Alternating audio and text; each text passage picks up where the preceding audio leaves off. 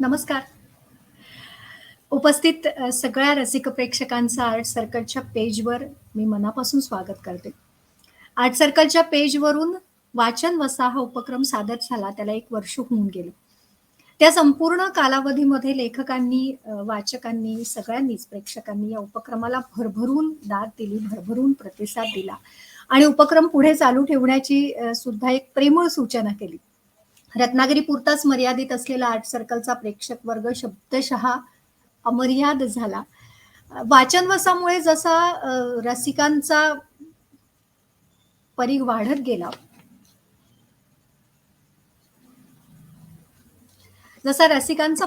गेला, तसंच उपक्रमामध्ये सहभागी झालेली लेखक मंडळी सुद्धा संस्थेला जोडली गेली, अगदी परिवारातले सदस्य असल्यासारखी.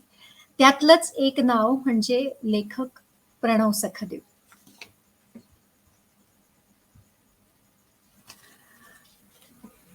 घडणाऱ्या घटनांकडे, बदलणाऱ्या परिस्थितीकडे, न टाळता येणाऱ्या वस्तुस्थितीकडे प्रणव लेखक म्हणून, माणूस म्हणून एका प्रिझम मधून पाहतात आणि स्वतःच्या नजरेने ते वाचकांना दाखवून देतात.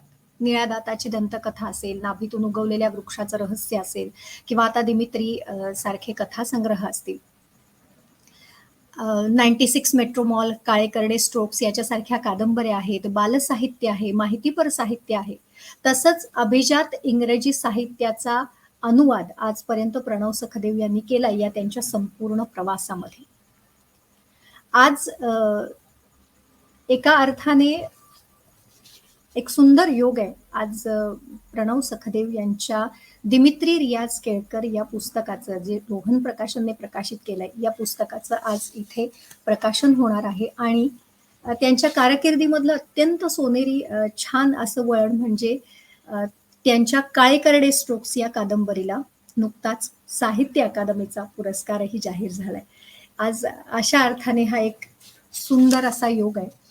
रोहन प्रकाशनने हा कथासंग्रह प्रकाशित केलाय आणि आज रोहन प्रकाशनच्या सहकार्यानं, त्यांनी दिलेल्या संधीमुळं दिमित्री रियाज केळकरची गोष्ट या पुस्तकाचं प्रकाशन, ई प्रकाशन आपण आर्ट सर्कलच्या पेजवरून करत आहोत. यासाठी आणखीन एक सुवर्णयोग असा म्हणू शकतो. या प्रकाशनाच्या समारंभासाठी किंवा कार्यक्रमासाठी आपल्याला अध्यक्ष म्हणून, प्रमुख पाहुणे म्हणून लाभलेले आहेत ज्येष्ठ लेखक, कवी, समीक्षक वसंत आबाजी डहाके सर. आज रोहन प्रकाशनचे प्रदीप चंपानेरकर सर यांची देखील या कार्यक्रमाला उपस्थिती आहे. रोहनने प्रकाशित केलेलं प्रणव यांचं हे 6वं पुस्तक आणि अशा अर्थाने रोहन प्रकाशनचा पितृतुल्य हात प्रणव यांच्या पाठीशी सदैव राहिलाय. आता सांगितलं तसं या कार्यक्रमाचं अध्यक्षपद भूषवणार आहेत सुप्रसिद्ध कवी, लेखक, समीक्षक वसंत आबाजी डहाके सर. सामाजिक परिस्थितीचं वास्तववादी दर्शन घडवणारे कवी म्हणून डहाके सरांचा सगळ्या साहित्य विश्वाला परिचय.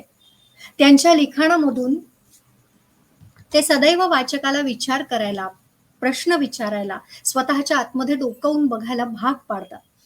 लेखन संपदेबरोबरच त्यांनी केलेल्या शालेय मराठी शब्दकोश, संक्षिप्त मराठी वाङ्मयकोश, वाङ्मयीन संज्ञा आणि संकल्पना यांचं संपादन, हे काम म्हणजे मराठी भाषेचा मौल्यवान ठेवा पुढच्या पिढीसाठी सुरक्षित करण्याचं एक खूप मोठं काम आहे.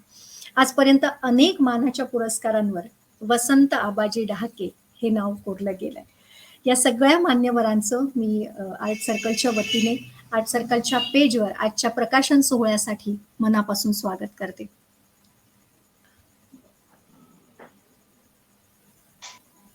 नमस्कार.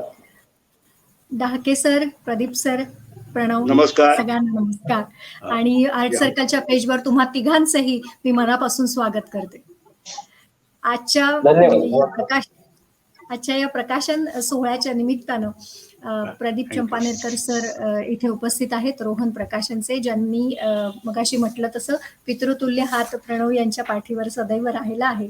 तर मी विनंती करते, प्रकाशन सोहळ्याच्या या निमित्तानं आपण प्रकाशकाचं मनोगत म्हणून व्यक्त करावं. नमस्कार, धन्यवाद दीप्ती. प्रथम म्हणजे मी आर्ट सर्कलचं मनापासून कौतुक करतो की अतिशय चांगले कार्यक्रम ते सादर करत असतात. आणि मला असं वाटतं पुस्तकांसाठी असे अनेक कार्यक्रम होणं आवश्यक आहेत.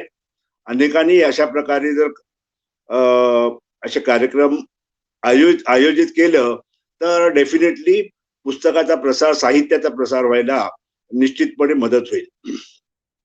तेव्हा आर्ट सर्कलचे अन्विंदे यांची मी सुरुवातीलाच आभार मानतो.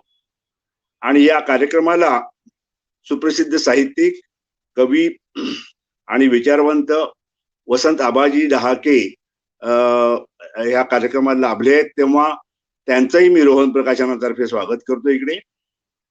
आणि मुख्य म्हणजे आजचा उत्सवमूर्ती प्रणव सखदेव, आम्ही त्याला प्रणवच म्हणतो, पण त्याचंही इथे स्वागत आहे.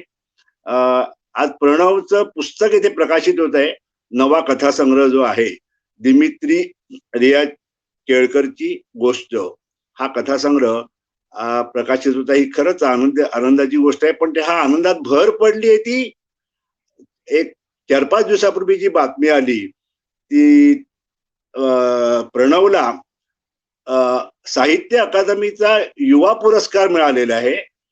तर ती माझ्या दृष्टीने अतिशय आनंदाची गोष्ट आहे की हे दोन्ही योग एकत्र घडून आलेले आहेत की त्याचं नवं पुस्तक प्रकाशित होत आहे आणि त्याचबरोबर आम्हीच प्रकाशित केलेलं काळे करडे स्ट्रोक्स हे त्याचं पुस्तक, ह्या पुस्तकाला त्याला पुरस्कार मिळालेला आहे. तेव्हा त्याचं मी जाहीररित्या अभिनंदन करतो सुरुवातीलाच. आणि एक आजचं पुस्तक हे प्रकाशित करण्यामागची भूमिका मी प्रकाशक म्हणून मांडतो इकडे थोडक्यात. रोहन प्रकाशन गेली 38 वर्ष पुस्तक प्रकाशन व्यवसायात आहे, परंतु विशेषतः गेली 5 वर्ष आम्ही सातत्याने साहित्यिक पुस्तकं प्रकाशित करत आहोत. सर्जनशील लेखनाला प्राधान्य देतो आहोत आणि त्यासाठी आम्ही रोहनची एक मोहर अशी मुद्रा आम्ही त्याच्यासाठी सर्व प्रकारच्या सर्जनशील लेखनासाठी आम्ही निर्माण केलेली आहे. आणि त्या मोहर मुद्रेचं पहिलं पुस्तक हे प्रणवचंच होतं. नाभीतून उगवलेल्या वृक्षाचं रहस्य हे त्या पुस्तकाचं नाव, आणि ते पहिलं पुस्तक होतं ज्याच्यावर आमची मोहर ही मुद्रा उमटली होती. तर अशा प्रकारे तेव्हा एक साहित्यिक पुस्तकाला प्राधान्य, सर्जनशील लेखनाला प्राधान्य देण्याचा आमचा उपक्रम सुरू झाला. आणि नंतर ह्याच्यामध्ये सतीश तांबे,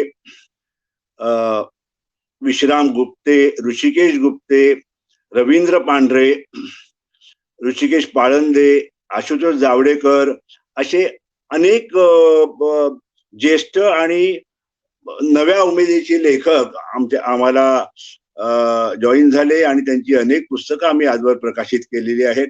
याचा आनंद होतोय. अर्थातच प्रणवही या लेखकांच्या मांदियाळीत आहे आणि त्याची अजूनपर्यंत आम्ही 5 पुस्तकं प्रकाशित केली आहे. तर मला असं वाटतं की प्रणवचं जे लेखन आहे ते त्याच्या कथा असो किंवा कादंबरी असो, ते पठडीतलं लेखन नाहीये. त्याच्यामध्ये बरीच प्रयोगशीलता आहे. त्याचा तो सातत्याने वापर करत असतो, वेगवेगळे प्रयोग करत असतो आणि ते वेगवेगळे प्रयोग करताना तो म्हणजे घाबरत नाही आणि छान प्रकारे ते मांडतो. आणि मग ते यशस्वी होती अयशस्वी होती ह्याचा विचार न करता प्रयोगशीलता हा त्याचा मला वाटतं गुणधर्म, महत्वाचा गुणधर्म आहे त्याच्या लेखनाचा. आणि दुसरी गोष्ट म्हणजे तीच प्रयोगशीलता त्यांनी ह्या आजच्या दिमित्री रियाज केळकरची गोष्ट या पुस्तकात आणलेली आहे, वापरलेली आहे. परंतु या इतर कथासंग्रहांच्या तुलनेने या कथासंग्रहाचं वेगळेपण असं आहे की ह्या कथा ज्या आहेत त्याच्यामध्ये सामाजिक आशयही त्याच्यामध्ये अंतर्भूत आहे. तर हा मला वाटतं हा सर्वात महत्वाचा घटक आहे या पुस्तकाचा. आणि रोहन प्रकाशनाने आजवर सामाजिक विषयांवरची अनेक पुस्तकं प्रकाशित केलेली आहेत. तेव्हा हे जे पुस्तक आहे दिमित्री, ते मला वाटतं की म्हणजे ललित साहित्य किंवा सर्जनशील लेखक आणि सामाजिक आशय ह्याचं एक चांगलं कॉम्बिनेशन झालेलं पुस्तक आहे. तेव्हा अशा प्रकारचं पुस्तक करण्याचा माझा जो आनंद आहे तो आणखीन मोठा आनंद आहे असं मला वाटतं. प्रणवचा लेखन प्रवास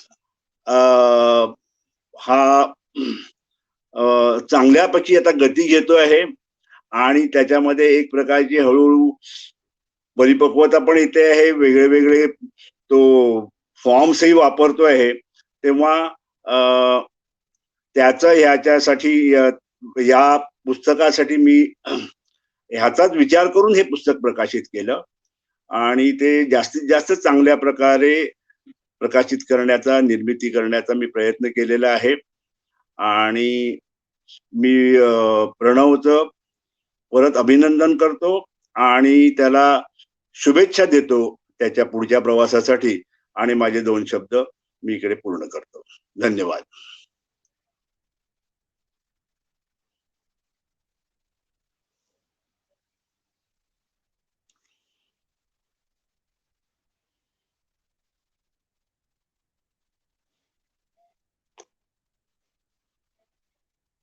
ऐकू येत नाही आलं. ऐकू येत नाहीये. हा. हॅलो. हा, इथे येते आता. हा, आता येतं. हा, ओके. कविता, कथासंग्रह, कादंबरी, तसंच ललित लेखन, त्याच्याबरोबरच अभिजात इंग्रजी साहित्याचा अनुवाद, ह्या सगळ्यामधून लेखन करत असताना प्रणव एका अर्थाने स्वतःचा सुद्धा शोध घेतात असं मला सारखं त्यांचं वाचन वाचत असताना वाटत राहतं. आज दिमित्री रियाज केळकरची गोष्ट हा कथासंग्रह साहित्याच्या विश्वामध्ये प्रवेश करतोय. तर मी विनंती करते या निमित्ताने लेखक प्रणव सखदेव यांना आपलं मनोगत व्यक्त करण्यासाठी. नमस्कार. माझा आवाज व्यवस्थित ऐकू येतोय ना? हो, एकदम व्यवस्थित. मी अगदी 2-3 मिनिटच माझं मनोगत व्यक्त करणार आहे, कारण मला स्वतःला डाके सर काय बोलत आहेत याबद्दल उत्सुकता आहे. त्यामुळे मी एवढंच सांगू इच्छितो की हा माझा आता 3रा संग्रह आहे. कथा संग्रह म्हणून 3रं पुस्तक हे आहे आणि याआधी आणि एकूण 5 पुस्तकं माझी प्रकाशित झाली आहेत. 5ही पुस्तकं रोहन प्रकाशांनी सर्जनशील साहित्यात जे मी काम केले ती रोहन प्रकाशनाने प्रकाशित केलेली आहे.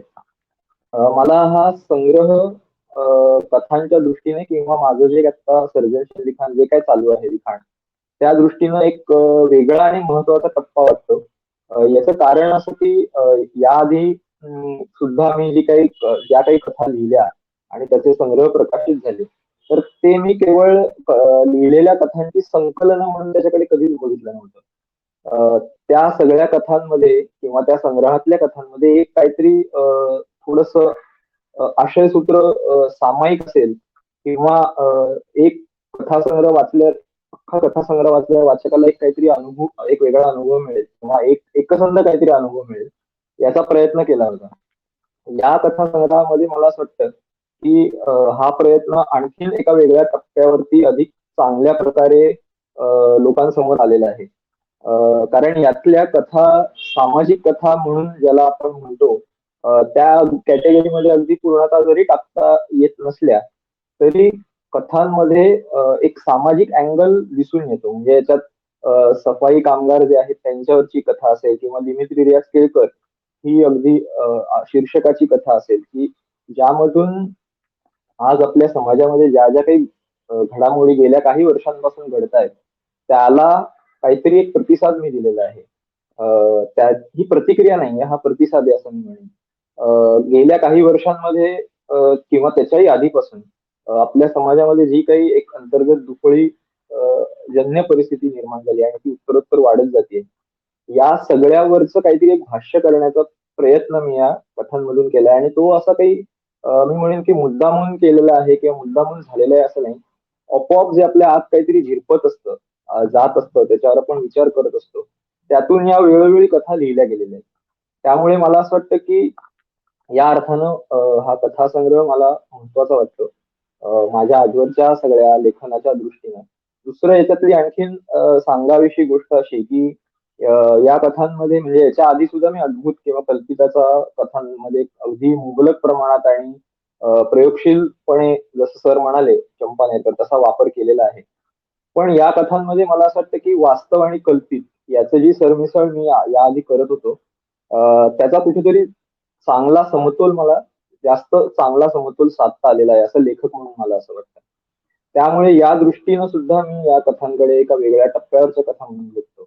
शोध घेणं, नवनवीन विषय पण शोधणं किंवा स्वतःचा शोध घेणं आणि त्यातून आपल्याला जे काही दिसतं त्याच्या पलीकडच्या म्हणजे जे काही वास्तव दिसतं त्या वास्तवाच्या पलीकडच्या गोष्टींचा शोध घेणं आणि त्याच्याबद्दलची काहीतरी अंतर्दृष्टी किंवा मर्मदृष्टी कथांमधून सांगणं याचा मी कायमच प्रयत्न करत आलेलो आहे किंवा किंबहुना लेखक म्हणून मला ते माझं काम आहे असं वाटतं. तर तो सुद्धा शोध यातून मला असं वाटतं की एका वेगळ्या टप्प्यावरती पण आलेला आहे. तो थोडासा पसरलेला आहे, जास्त सखोलतेकडे सुद्धा तो जायचा कुठेतरी प्रयत्न आहे. मी कायम असं म्हणतो की मला जो काही आशय दिसतो किंवा एखादा विषय दिसतो किंवा एखादी कथा म्हणूया, कथारूप म्हणूया किंवा कथा बीज म्हणूया जे दिसतं त्याला मी बिनधास्त भेटतो. म्हणजे ते ते त्याची कथा किती चांगली होईल का किंवा त्याला आपल्याला नीट फॉर्म सापडेल का किंवा त्याचं पुढे काय होईल याचा मी फार म्हणजे कथेचा किंवा याचा विचार करतो. पण ही यशस्वी होईल का अयशस्वी होईल याचा मी फारसा विचार करत नाही. कारण मला असं वाटतं की मला जे काही दिसलेलं आहे ते कुठेतरी आपण मांडलं पाहिजे, या फॉर्म मध्ये मांडलं पाहिजे किंवा आणखीन कुठल्या तरी वेगळ्या फॉर्म मध्ये मांडलं पाहिजे. तर अशा अर्थानं मी याला रिस्क घेणं असं म्हणतो. आणि लेखकाचं मला असं वाटतं की हे कामच आहे की त्यांनी सतत रिस्क घेत घेत नवं काहीतरी एक शोधत इव्हॉल्व्ह होत जाणं, त्याचा विकास करत जाणं. तर या शोधातला हा संग्रह जो माझा तिसरा संग्रह आहे दिमित्री रियाज केळकरची गोष्ट, तो मला महत्वाचा वाटतो. इकडे मला अगदी आवर्जून काही लोकांचे आभार मानले पाहिजेत. पहिलं म्हणजे हा संग्रह अत्यंत आम्ही म्हणजे निर्मितीचा खूप वेगवेगळ्या अंगाने विचार करत असतो ते मी बघितलेलं आहे. तर रोहन प्रकाशांचे प्रदीप चंपानेरकर आणि रोहन चंपानेरकर यांचे मी इथे आभार मानतो. त्याचबरोबर माझ्या मैत्रिणी आणि संपादिका अनुजा जगताप, नीता कुलकर्णी यांचे सुद्धा आभार मानतो. याच्यामध्ये जी चित्र काढलेली आहेत आणि जे मुखपृष्ठ कव्हर केलेलं आहे ते अनवर हुसेन सर, तसंच आर्ट सर्कल रत्नागिरीची सगळी टीम ज्यांनी हा एवढा उत्तम कार्यक्रम आज आयोजित केला आहे त्यांचे सुद्धा मी आभार मानतो. आणि दत्ता घोलप सर ज्यांनी या पुस्तकाचा ब्लर्ब लिहिलाय, अगदी नेटका आणि नेमका ब्लर्ब लिहिलाय, त्यांचे इथे आभार मानतो. शिवाय या कथा वेगवेगळ्या दिवाळी अंकांमधून प्रकाशित झाल्या होत्या, त्याचं मी नंतर पुनर्लेखन केलं आणि पुन्हा त्या संग्रहात संकलित केल्या. तर या सगळ्या दिवाळी अंकाचे संपादक जे आहेत त्यांचे सुद्धा मी इथे मनपूर्वक आभार मानतो. आणि शेवटी वसंत डहाके सर आज इथे उपस्थित आहेत आणि त्यांनी आमच्या विनंतीला मान देऊन इथे उपस्थित राहिले, त्यांचे इथे आभार मानतो. आणि इथे थांबतो आणि मला असं वाटतं की आपण सगळेच जण आता ढाके सरांचं बोलणं ऐकायला उत्सुक आहोत. तर मी पुढची सूत्र यांच्याकडे देतो. धन्यवाद प्रणव. आज लेखन कारकिर्दीच्या अत्यंत सोनेरी अशा टप्प्यावर तुम्ही उभे आहात खरं तर. आणि विशेषतः हा सुद्धा कथासंग्रह दिमित्री रियाज केळकरची गोष्ट, याच्यामध्ये तुम्ही आता म्हणालात तसं सामाजिक प्रश्नांची किनार असल्यामुळे प्रत्येक वाचकाला तो आपलासा वाटत राहणार आहे, प्रत्येक वाचक त्याला वेगवेगळ्या पद्धतीने रिलेट करत राहणार आहे आणि हा कथासंग्रह या अर्थानं वाचकांना नक्की आवडेल.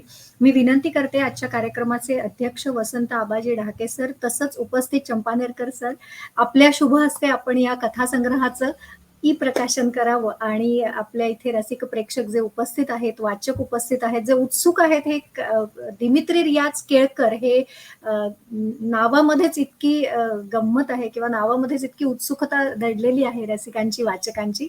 तर ही उत्सुकता आपण पुस्तकाचं दर्शन घडवून तरी शमवावी.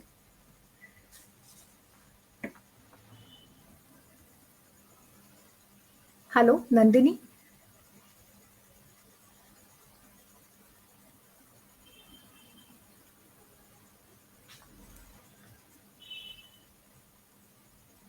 क्या बात आहे. आता प्रणव म्हणाले तसं अत्यंत देखणं मुखपृष्ठ, ज्या मुखपृष्ठावर आतमध्ये काय प्रकारच्या कथा आहेत याचं उत्सुकता आणखीन वाचकांची निर्माण होईल. दिमित्री रियाज केळकरची गोष्ट.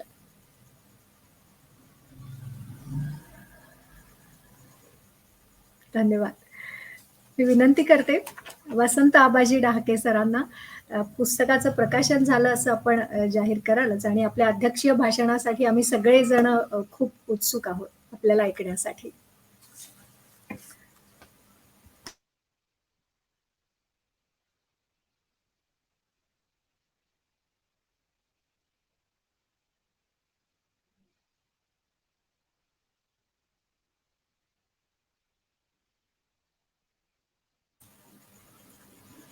सरांचा आवाज येत नाहीये. सर आवाज येत नाहीये. सर कदाचित ओके. हा आता येतोय सर आवाज. हो हो. डिस्प्ले हो. Okay good.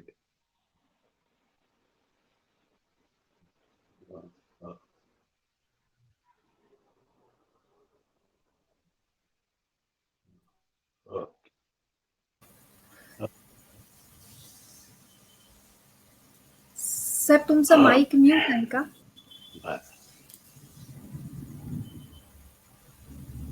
डाके सरांचा आवाज येत नाहीये. सर आवाजाचं काहीतरी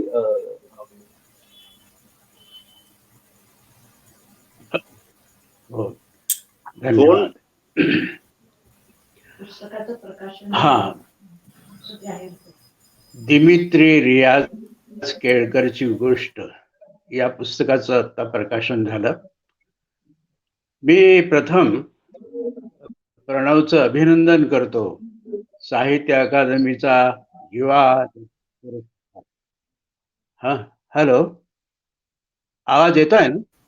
हॅलो सर. हो आता येतोय आवाज, एकदम व्यवस्थित येतोय. हा येतोय आवाज? हो हो एकदम व्यवस्थित येतोय सर.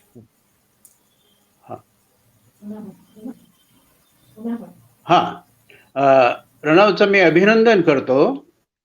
साहित्य अकादमीचा युवा लेखक पुरस्कार त्याला मिळाला याबद्दल. आणि युवा असतानाच आता हे प्रणवचं 5वं पुस्तक आहे फिक्शन मधलं, त्याबद्दलही अभिनंदन करतो. 3 कथासंग्रह, 2 कादंबऱ्या. आणि काही होत आहे का? माईक सुरू आहे? हो सर तुमचा आवाज आता एकदम व्यवस्थित येतोय सर. माईक तुमचा सुरू आवाज आहे, आता एकदम ऐकू येत नाहीये? हो हो येतय सर, आता एकदम व्यवस्थित येतय. हा हॅलो. येतय. Hello sir. माईक तर सुरू आहे ना? हो हो सर. Hello hello. हा बघा, ऐकू येतंय सर का? तुमचा आवाज हो एकदम हॅलो? व्यवस्थित ऐकू येतोय सर तुमचा आवाज. काय होत?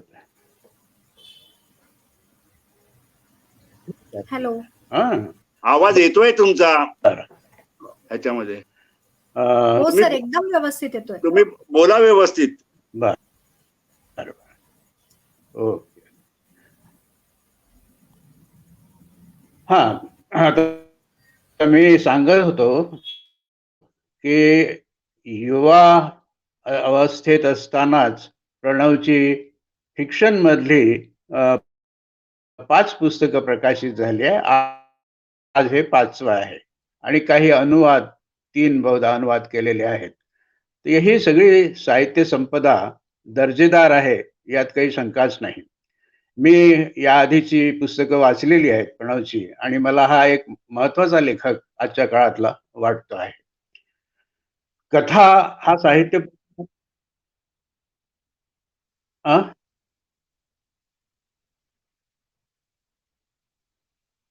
येतोय ना? हा, ठीक आहे, ठीक. बर, आणि त्यामध्ये एक मिनिट. हा, काय होत आहे मला कळत नाही आहे.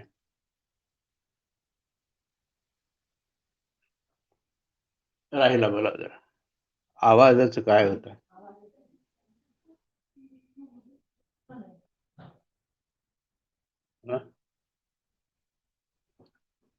आवाजाचं काय होत? सर, आम्हाला तुमचा आवाज व्यवस्थित येतोय. आवाज येतोय तुमचा. एकदम हॅलो? व्यवस्थित येतोय, सर. तुम्ही बोलत राहा कंटिन्युअसली. आता येतोय का? हो हो, येतोय.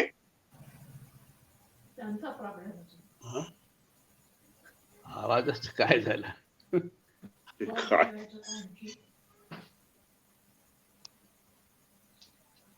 सॉरी.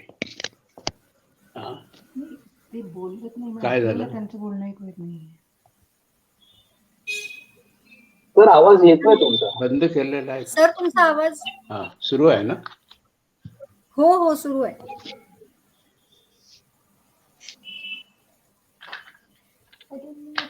सुरू आहे.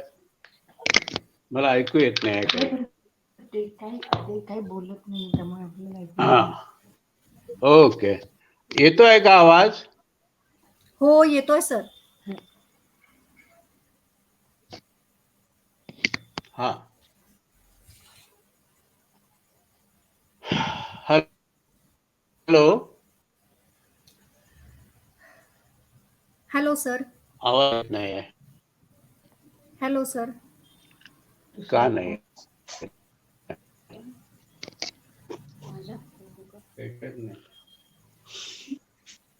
तुझा फोन वाजतोय.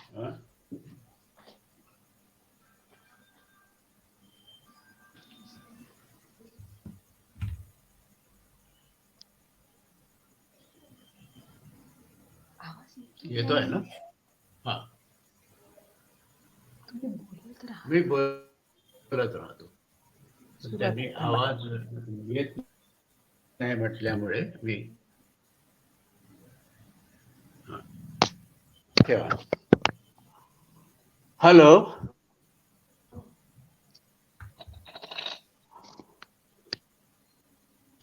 हा,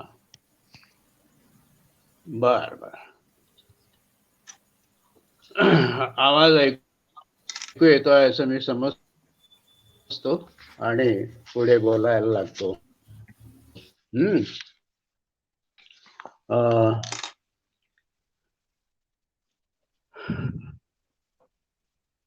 हा, दिमित्री रियाज केळकरची गोष्ट या कथा संग्रहाचं आता प्रकाशन झालं. मध्ये काही आवाजाचा घोळ झालेला दिसतोय. मला आज कळत नाही ऐकू येत आहे की नाही तुम्हा लोकांना, सगळ्यांना. पण येत असावं असं समजतो.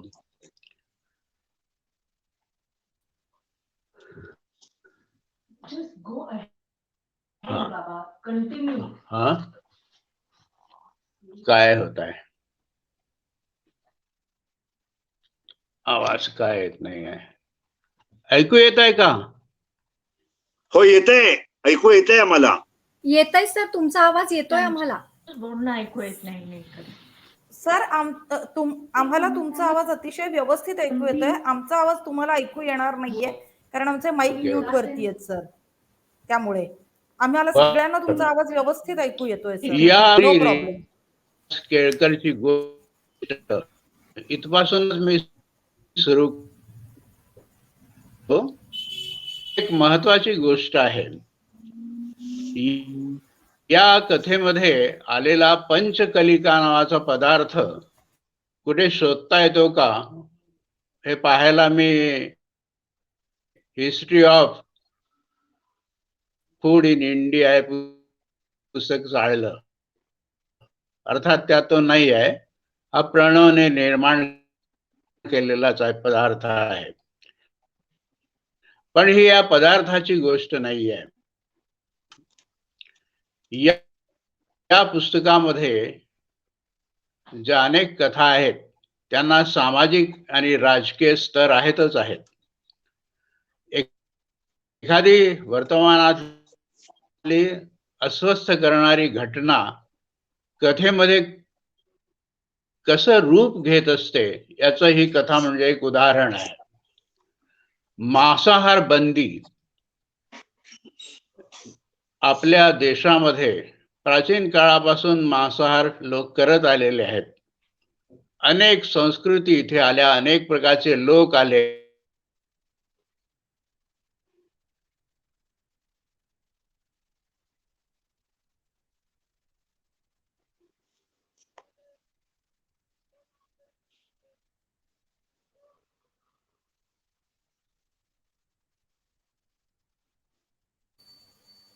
नंदिनी सरांचं माईक म्यूट झालाय वाटतं.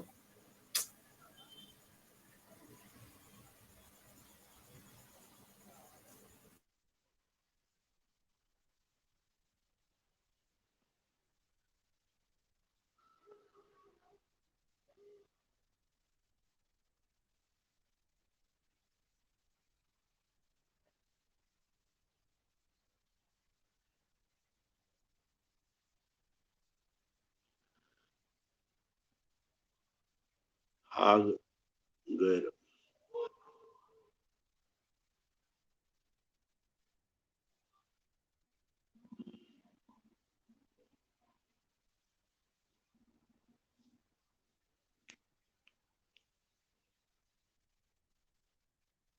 तिकडून आपल्याकडून म्यूट झालंय का? आपल्याकडून म्यूट झालंय नाही ना?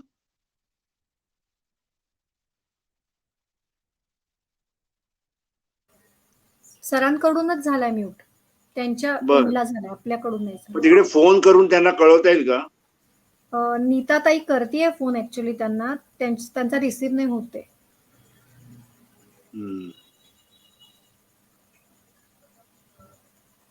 अरे बापरे.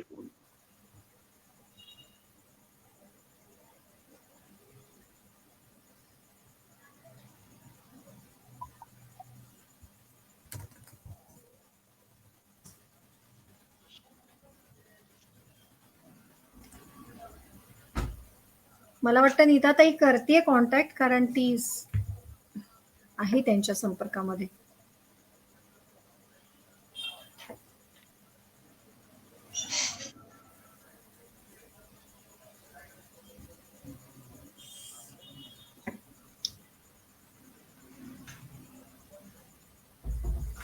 ओके सर पुन्हा जॉईन होतात. माझ्या मते नेटवर्कचा पण काहीतरी इश्यू असावा सरांकडे, तर सर पुन्हा जॉईन होतील. माफ करा, काहीतरी टेक्निकल डिफिकल्टी आलेली आहे आणि डहाके सर ऍक्च्युली स्ट्रीम मधनं बाहेर पडलेले आहेत. I think he will join again. आणि तोपर्यंत मला वाटतं दीप्ती तू जरा बोलतं कर आपल्या प्रकाशकांना आणि लेखकांना. I will try to sort it out. Okay, thank you.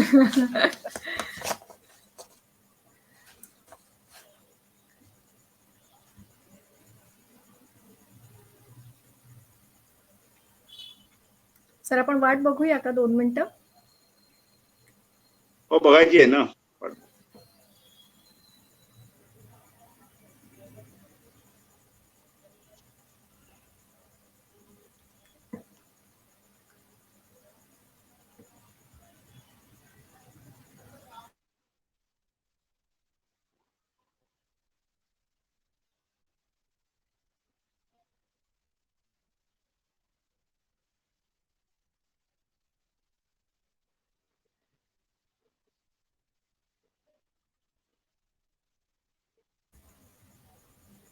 Sir पुन्हा जॉईन होतात स्टुडिओमध्ये. हॅलो. हॅलो, सरांचा आवाज व्यवस्थित येतोय. हो, मध्येच ते म्यूट झालं आपोआप. काही त्यांनी म्हणजे हात न लावता आपोआप म्यूट झालं. आता मलाही लक्षात आलं, आपोआप झालं ते टेक्निकल प्रॉब्लेम. प्लीज त्यांना सांगा कंटिन्यू करायला. हा हा ठीक. ओके ओके ठीक आहे.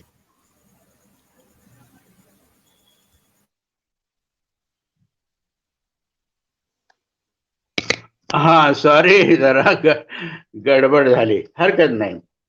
हा तर कथेमध्ये नेहमीच एक पदरी वास्तव येत नाही, अनेक पदरी, कारण प्रत्यक्षातलं वास्तव तसं अनेक पदरीच असतं, अनेक स्तरीय असतं. प्रणवनेच एका कथेमध्ये लिहिल्याप्रमाणे त्यांनी असं म्हटलंय, जे आपल्या समोर घडत असतं, जे आपल्या डोळ्यांना दिसतं, इंद्रियांना जाणवतं, ज्याला आपण वास्तव असं म्हणतो, ते वास्तव म्हणजे लहान मोठ्या अतिसूक्ष्म लाटांचा डोळ्यांना न दिसणाऱ्या जीवांपासून अवाढव्य व्हेल माशांचं वस्तीस्थान असलेला विस्तीर्ण अफाट असा समुद्र असतो. ही वास्तवाविषयीची जी काही समज आहे ती प्रणवच्या अनेक कथांमधून आपल्याला दिसते. या आत्ताच्या कथेमध्ये, दिमित्रीच्या कथेत सुद्धा एक व्यवहारातली आपल्या भोवती घडणारी एखादी घटना किती वेगळं रूप घेते आणि शेवटी ती अभिव्यक्तीच्या स्वातंत्र्यापर्यंत जाऊन पोचते हे आपल्याला दिसतं. आणखी या कथांमध्ये हे वास्तव अतिवास्तव पातळीवर येतं, कधी फॅन्टसी असते, कधी अद्भुत रम्यता असते, कल्पना रम्यता असते. प्रणवच्या एकूण कथा रचनेमध्ये इतिहास, रहस्य कथा, लोककथा, पुराकथा, वर्तमानपत्रातल्या बातम्या अशा अनेक कथन प्रकारांचा समावेश झालेला आहे असं आपल्याला दिसतं. आणि त्या साध्या भोवती घडणाऱ्या, साध्या नसतातच, अस्वस्थ करणाऱ्याच गोष्टी असतात त्या, पण त्याचं कथेतलं जे रूप असतं ते फार महत्वाचं असतं, कारण ते एका पातळीवर किंवा एकेरी राहत नाही, अनेक गोष्टी त्यामध्ये येतात. मग स्वप्न असतात, मनोविश्लेषण असतं आणि यातून सामाजिक वर्तनाचं विश्लेषण, राजकीय स्थितीचं चित्रण हे प्रणवच्या कथेमध्ये साधलं जातं. आणि त्यामुळे मला ही कथा अत्यंत महत्वाची वाटलेली आहे. बहुआयामी असं एक वास्तव या कथेत दिसतं. एक साधी वाटणारी गोष्ट आहे, नेहमीच्या परिचयाचे लोक आहेत आणि आपल्याला ते सवयीचं झालेलं असतं. सफाई कामगार सुधारक ओलवे यांचं एक पुस्तक होतं छायाचित्रांचं, त्यामध्ये मुंबईतल्या सफाई कामगारांचं चित्रण केलेलं होतं. यापूर्वी निळ्या दाताची दंतकथामध्ये भूतलावरील केर वेचणारे ही कथा आलेली आहे. या संग्रहामध्ये आठवलीची एक आठवण नावाची कथा आहे. ती विलक्षण कथा आहे. मेलेला माणूस परत येतो ही एकमेव गोष्ट जर सोडली, अद्भुत किंवा कल्पनारम्य म्हटली, तर बाकीचं सगळं वास्तव चित्रण आहे. आणि आपल्याला या अत्यंत कष्ट करणाऱ्या, नित्य उपयोगाच्या गोष्टी करणाऱ्या, आपली स्वच्छता करणाऱ्या लोकांची एक आठवण सुद्धा आपल्या मनात असू नये, या वर्गाकडे आपलं सगळ्यांचं दुर्लक्ष असावं, ही विलक्षण वेदना त्या कथेमधून व्यक्त झालेली आहे. काहीही सोयरसुतक या लोकांशी आपलं नसतं आणि तो मनुष्य अर्थातच मेलेला असल्यामुळे मुक्तच असतो. पण ह्या सगळ्या समाजामध्ये ज्या संकल्पना निर्माण झालेल्या आहेत, निम्न उच्च अशा प्रकारच्या, अमुक प्रकारची कामं म्हणजे क्षुल्लक आहेत, क्षुद्र आहेत, कमी दर्जाची आहे, कमी प्रतिष्ठेची आहेत, आणि त्याबरोबर ती माणसंही त्या प्रकारे आपण त्यांच्याकडे त्या दृष्टीनं पाहायला लागतो. ही एक जाणीव या कथेमधून आपल्याला दिसते. प्रणवच्या या संग्रहामध्ये आणखी काही अशा कथा आहेत की ज्याची नोंद आपण जरूर घ्यायला पाहिजे. त्यातली एक कथा आहे एक कुत्ते की मौत.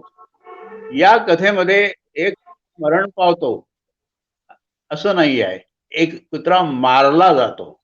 आणि एखादा कुत्रा मारला जातो तेव्हा त्या घटनेभोवतीचा समाज कसा असतो याचं विच्छेदन प्रणवने या कथेमध्ये केलेलं आहे.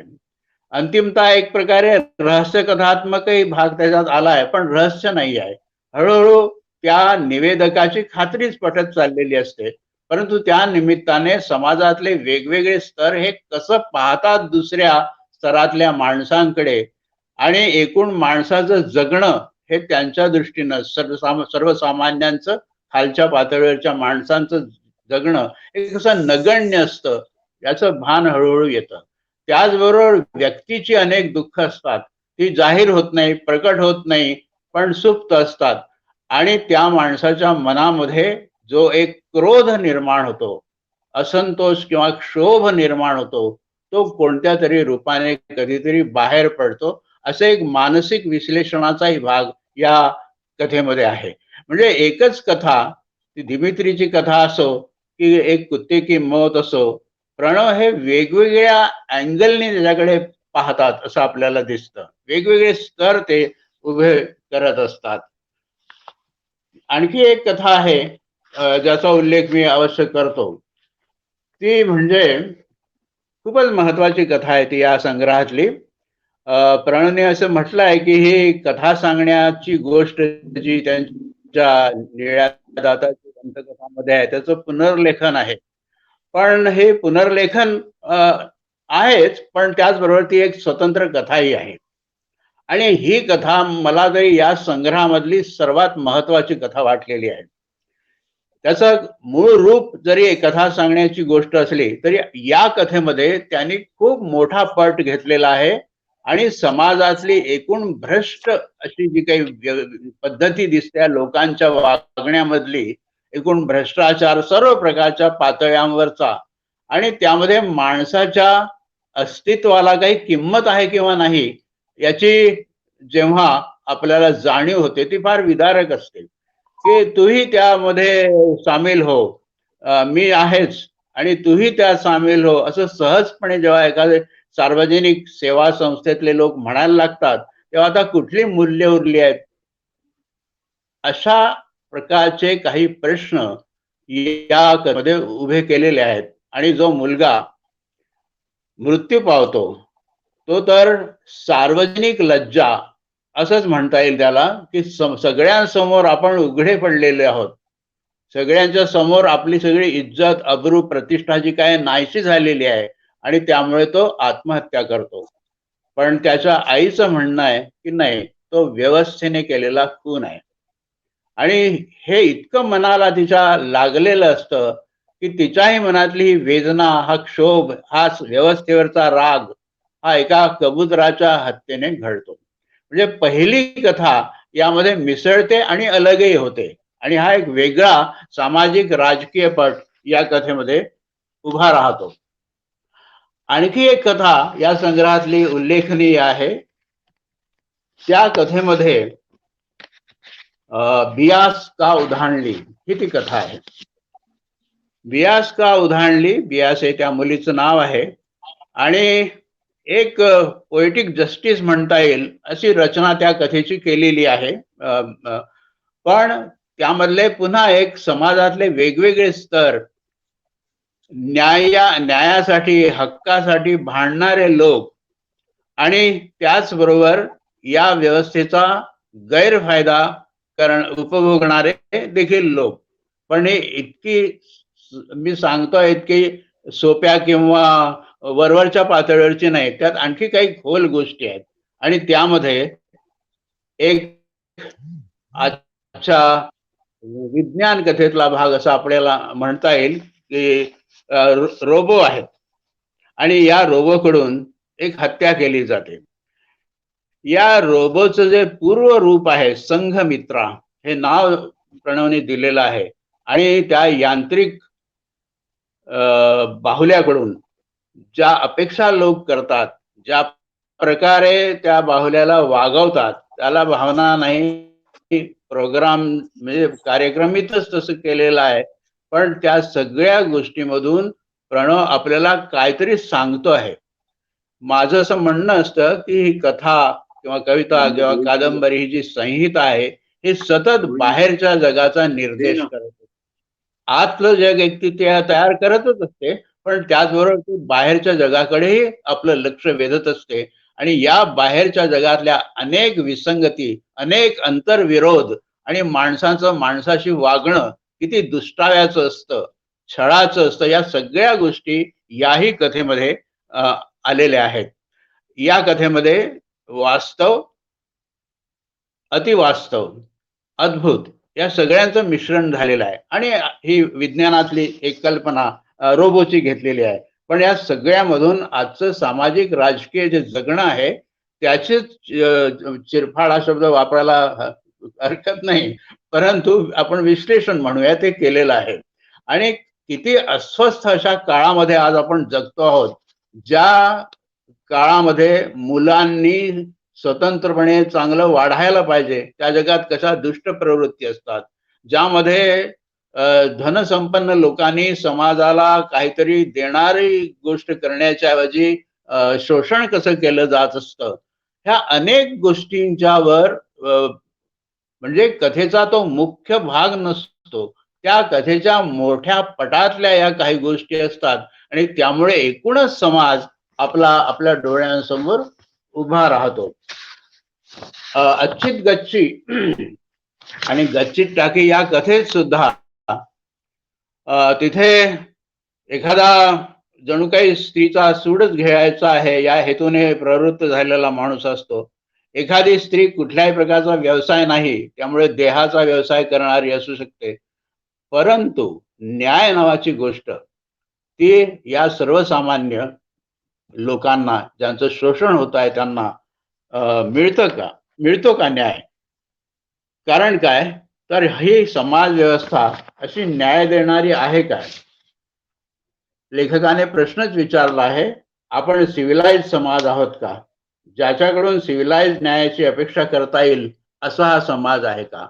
या सगळ्या कथांमधून प्रणव सखदेव आजच्या समाजाकडे, या समाजातल्या विसंगतींकडे, अंतर्विरोधांकडे, त्यातल्या न्यायाच्या प्रश्नाकडे सतत बोट रोखत असतो. ही कथा वाङ्मयीन कथा राहत नाही निव्वळ, म्हणजे ती कथा असते, परंतु त्याचबरोबर ती सतत आपल्या आजच्या समाजाकडे निर्देश करत असते. आपल्या समाजामध्ये दडलेले जे सुप्त अशा प्रकारचे क्षोभ आहेत ते ती व्यक्त करते आणि असा क्षोभ मनात निर्माण व्हावा या प्रकारची व्यवस्था आपल्या अवतीभोवती आहे याचाही ती निर्देश करते. म्हणजे एखाद्या कथेने हे काम करावे की नाही असा काही प्रश्न नाही आहे. लेखकाला जे जाणवतं ते तो लिहितो आणि ते कथात्मक असं होत असतं. कथाकृती म्हणून ती कशी उभी राहते हा अर्थात महत्वाचा प्रश्न आहे. आणि मला असं वाटतंय की हे सगळं सांगणं जे आहे प्रणवचं ते कथनाचे वेगवेगळे डिव्हाइस वापरून तो सांगत असतो. त्यामुळे सुरुवात एखाद्या कथेशी एखाद्या लहानशा वाक्याने होत असेल, पण हळूहळू त्या कथेमध्ये इतक्या अनेक गोष्टी भरत जातात, इतक्या वेगवेगळ्या पातळ्यांवरना ही कथा स्पर्श करत जाते की आपल्याला आश्चर्य वाटायला लागतं की एका साध्याशा गोष्टीमधून एक कलाटणी वजा गोष्ट म्हणून सांगायची झाली तर स्ट्रिप्सी शिल्प आहे. तरुण मुलांचं वागणं, बेफाम वेगामध्ये मोटरसायकल हाकणारा मुलगा आणि त्यात आनंद घेणाऱ्या मुली, पण यानंतर शेवटी जी कलाटणी येते ती अत्यंत विदारक स्वरूपाची आहे. मी कलाटणी जसं म्हणतो कारण संबंध कथेत त्याची सूचना जशी आलेली नाही आणि अचानक ती गोष्ट येते, परंतु त्या एका लहानशा शेवटच्या परिच्छेदामध्ये तरुणांकडे, यव्वनाकडे, या मुलांच्या या अशा प्रकारच्या क्रीडांकडे, उत्साहाकडे कसं पाहिलं जात असतं व्यवस्थेकडून, ती व्यवस्थाच मुळी कशी हत्यारी आहे, खुनी आहे याची जी काही जाणीव होते ती अस्वस्थ करणारी असते. म्हणजे संबंध या कथा संग्रहामधल्या कथा वाचत असताना आपण अस्वस्थ होतो हे अगदीच आहे. कारण ते जे वर्तमान ज्याचं विश्लेषण प्रणव करत असतात मध्ये ही अस्वस्थता दडलेलीच आहे. आणि त्यामुळे मला स्वतःला हा संग्रह वाचत असताना निव्वळ सामाजिक राजकीय अशी मी नावं नाही देणार, तर या समाजाचं विश्लेषण करत असताना, आजच्या काळातल्या राजनीतीचं विश्लेषण करत असताना माणसांचं जगणं ते कसं आहे हे प्रणव सांगत असतात. आणि त्यामुळे ही कथा वेगळी होते, सर्वसामान्य कथेपेक्षा वेगळी होते. आणि त्याशिवाय कथा सांगत असताना कथनाचे जे वेगवेगळे प्रकार उपप्रकार त्यांनी वापरलेले आहेत तर ते तर थक्क करणारेच आहेत. म्हणजे मागच्या संग्रहामधली एक गोष्ट निळ्या दाताची दंतकथा हीच. त्यामध्ये हिटलरचा काळ, नाझी जर्मनीचा काळ आणि वर्तमान काळ याची इतकी विलक्षण गुंफण केलेली आहे की आपण आश्चर्यचकितच होतो. म्हणजे आजच हे या सगळ्या कथांमध्ये आलेलं आहे असं नव्हे, तर हे पहिल्या संग्रहापासून प्रणव सखदेव यांच्या कथांमध्ये आपल्याला ही राजकीय जाण दिसते. म्हणजे मी सामाजिक हा शब्द आतापर्यंत वापरत असलो तरी मला स्वतःला या सगळ्या कथा राजकीय जाणीवेच्या कथा आहेत असं वाटत आलेलं आहे. आणि ते सांगत असताना ढोबळपणे एखादं काही माहिती सांगतो या पद्धतीने नसून वर्तमानातली एखादी घटना घेऊन, अस्वस्थ करणारी घटना घेऊन तो सगळा पट प्रणवच्या कथेमध्ये येतो. ते विशेष महत्वाचं आहे. आता एक आणखी गोष्ट सांगायला हरकत नाही, ती अशी आहे की बहुतेक कथामध्ये निवेदक जो आहे तो फार इन्व्हॉल्व झालेला नसतो. म्हणजे तो तटस्थ असतो. तो पाहत असतो हे सगळं आणि त्याचं विश्लेषण मनातल्या मनात करत असतो. हा लेखक तिथे उपस्थित असतो. म्हणजे हा कथा निवेदक जो आहे तो उपस्थित असतो आणि काही वेळा त्या पात्रांना जेवढा अवकाश मिळाला पाहिजे असतो कथेमध्ये तेवढा तो मिळत नाही असंही माझ्या लक्षात आलं. म्हणजे एखाद्या दीर्घ कथेचा पट हा कधी कधी आकर्षून गेलेला दिसतो आणि त्यामुळे जी तीव्रता जाणवायला हवी असते ती काही वेळा जाणवत नाही. असं म्हणजे उदाहरणार्थ गर्भगळी त्या कथेमध्ये मला जाणवलं आणि ट्रिप्सी शिल्पमध्ये तीच गोष्ट. कारण तिथे आकस्मिकपणे एक गोष्ट येते, त्याच्या आधी काहीतरी तिकडे असायला हवं होतं. असं एक दोन या गोष्टी जाणवलेल्या आहेत. त्या सांगायच्या वाटल्या म्हणून मी सांगतो. परंतु एकंदरीत ही कथा आजच्या काळाची आहे, आजच्या काळातल्या विसंगतींची आहे आणि या कथा सांगणाऱ्या लेखकाने ही कथा किती पद्धतीने सांगता येऊ शकते याची जाणीव देणारी आहे. आणि त्यामुळे मी म्हटलं की आधीच्या संग्रहातल्या एखाद्या कथेमध्ये काही गोष्टी राहिलेल्या आहेत. ती किती वेगळ्या पातळीवर ती कथा जाऊ शकते हा जो प्रयोग यांनी केलेला आहे. दुसरी कथाच ती कथेतून कसं उत्पन्न होतं म्हणजे क्राफ्ट म्हणूया, कथन करण्याचं कौशल्य म्हणूया, पण त्याचबरोबर ते जे कौशल्य आहे त्यामध्ये असलेला जो भावार्थ आहे, जो कथेचा आशय आहे तो इतका मजबूत आहे की त्यामुळे ही निवड साधनं वापरली असं वाटत नाही. या साधनांचा कथा सांगण्यासाठी अत्यंत चांगला उपयोग प्रणव सखदेव यांनी केलेला आहे याची जाणीव होत राहते. मी माझं भाषण इथे थांबवतो. मध्ये मध्ये अडथळे आले त्याबद्दल क्षमा करा. परंतु मी आता या क्षणी प्रणवला पुढच्या काळासाठी, पुढच्या लेखनासाठी शुभेच्छा देतो आणि थांबतो. धन्यवाद सर. आजचा हा प्रकाशन समारंभ प्रत्यक्ष होऊ शकला असता तर खरंच त्याच्यासारखी दुसरी आनंदाची गोष्ट नसती असं वाटतंय. पण ठीक आहे, इलाज नाही. अशा अधिकारपूर्ण विश्लेषण ऐकल्यानंतर कथा वाचण्याची उत्सुकता रसिकांची किंवा वाचकांची नक्की वाढेल आणि हा आशीर्वादाचा हात सदैव प्रणव यांच्या पाठीशी नक्कीच राहील. कार्यक्रमाच्या शेवटाकडे आलो आहोत आपण. वाचनवसा जेव्हा नव्याने सुरू करण्याचा विचार चालू केला तेव्हा ह्या प्रकाशन कार्यक्रमाची संधी चालून आली. रोहन प्रकाशांनी ही संधी आर्ट सर्कलला उपलब्ध करून दिली.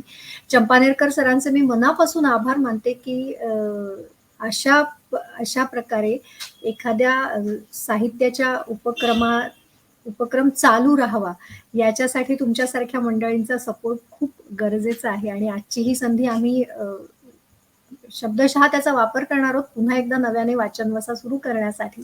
सर तुमचे मनापासून आभार मानते. प्रणव, इतकं छान पुस्तक रसिकांसाठी इतकं छान पुस्तक वाचकांसाठी उपलब्ध आपण करून दिलं. तुमच्या मनातली खतखत कदाचित असं असू शकतं की ते वाचत असताना आपण मगाशी मी म्हटलं तसं की रिलेट करतो आपण अनेक गोष्टी. तर वाचत असताना वाचकाच्याही मनातली ती कदाचित खतखत असू शकते जी तुम्ही तुमच्या लेखणीमधून मांडली आहे. तर असं देखणं पुस्तक, सर्वांग सुंदर पुस्तक उपलब्ध करून दिल्याबद्दल मी तुमचेही मनापासून आभार मानते लेखक म्हणून. आणि आज सरांच्या उपस्थितीने, ढहाके सरांच्या उपस्थितीने शब्दशः कार्यक्रमाला 4 चांद लागले. म्हणजे मोठ्या माणसाचा हात शाबासकीसाठी पाठीवर आणि आशीर्वादासाठी डोक्यावर असला की प्रवास सोपा होतो. तर आज तसा हात ढहाके सरांचा आपल्याला लाभलाय. प्रणव, तुमच्यासाठी सुद्धा आणि आर्ट सर्कलसाठी सुद्धा. कारण प्रकाशनाच्या निमित्तानं का होईना, आभासी का होईना, आज आर्ट सर्कलच्या व्यासपीठावर वसंत आबाजी ढहाके सरांची उपस्थिती लाभली. सर, मी तुमचे सुद्धा मनापासून आभार मानते. आमच्या सगळ्या वाचकांतर्फे, आर्ट सर्कलच्या सगळ्या उपस्थित मेंबर्स तर्फे आणि आर्ट सर्कलच्या वतीने तुम्हा तिघांचेही मनापासून आभार. धन्यवाद. धन्यवाद. आणि उपस्थित रसिकांना, वाचकांना नेहमीचाच आवर्जून एक प्रेमळ विनंती. अनेकविध असणारे, कंगोरे असणाऱ्या ह्या कथा अनुभवण्यासाठी दिमित्री रियाज केळकरची गोष्ट हा कथासंग्रह जरूर विकत घ्या आणि आवर्जून वाचा. या कथासंग्रहातल्या 2 कथांचं अभिवाचन करण्याचा आम्ही प्रयत्न केला आहे. जे अभिवाचन ह्या आत्ताच्या कार्यक्रमानंतर लगेच सुरू होणं अपेक्षित होतं, पण काही तांत्रिक अडचणींमुळे ते शक्य होत नाहीये. उद्या संध्याकाळी 8 वाजता दिमित्री रियाज केळकरची गोष्ट या पुस्तकातल्या 2 कथांचं अभिवाचन आपण आर्ट सर्कलच्याच पेजवर बघणार आहोत. ते कसं वाटतंय तेही आम्हाला कळवा आणि त्याच्या संदर्भातले मेसेजेस आणि पोस्ट आम्ही तुमच्यापर्यंत पोहोचवूच उद्यापर्यंत. उद्या संध्याकाळी 8 वाजता पुन्हा एकदा भेटू. मनापासून आभार तुम्हा सगळ्यांचे. धन्यवाद.